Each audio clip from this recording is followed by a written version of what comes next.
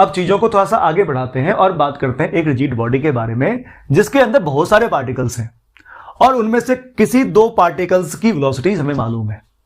तो क्या हम ऐसे में इस रिजिड बॉडी का instantaneous axis of rotation find out कर सकते हैं क्या? देखते हैं।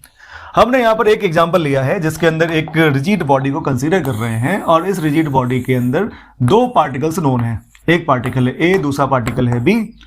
ए की वेलोसिटी है वी ए और बी की वेलोसिटी है वी बी। देखना अच्छे से, ये है वी ए और ये है वी बी। और हमें पूछा गया बताओ इसका इंस्टेंटेनियस एक्सिस ऑफ रोटेशन कहां होगा।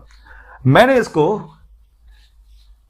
सॉल्व किया ऐसे, मैंने क्या किया, एक स्ट्रेट लाइन ड्रॉ किया जो पॉइंट ए से गुजरा और वी ए के परपेंडिकुलर था, ये कर दिया मैंने। दूसरा पॉइंट बी से गुजरा जो वी बी के परपेंडिकुलर है, ऐसा। ये दोनों जहां पे इंटरसेक्ट करेंगे, मेरा ये कहना है कि इंस्टेंटेनियस एक्सिस ऑफ रोटेशन यहीं से पास करेगा, राइट। अगर यहां से पास करेगा तो कुछ देर के लिए आप इसको सेंटर मान लें। सेंटर मानने से फायदा क्या हो जाएगा कि आप आई ए ओ आर की प्रॉपर्टी यहां से चेक कर पाओगे। क्या था वो? इंस्टेंटेनियस एक्सिस के अबाउट जब आप बैठ के देखोगे तो इसके अबाउट इस रिजिड बॉडी के अंदर सारे पार्टिकल सर्कुलर पाथ में घूमने चाहिए।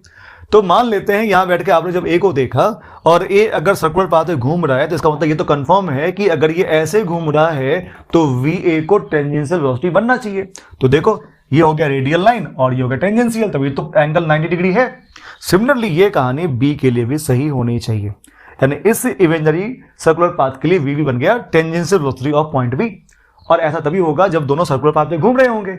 इसका मतलब इसके अबाउट दोनों ही सर्कुलर पाथ में घूम रहा है और ये रेस्ट में भी है, ग्राउंड फ्रेम में। ओके, इसीलिए इंस्टेंटेनियस एक्सिस ऑफ रोटेशन इसी पॉइंट से गुजरेगा और ये जो सर्कुलर पाथ आपने देखा इसके प्लेन के परपेंडिकुलर, मतलब ये जो बोर्ड का प्लेन है इसके परपेंडिकुलर, फिलहाल इस डायग्राम के लिए ये हो जाएगा instantaneous axis of rotation, right.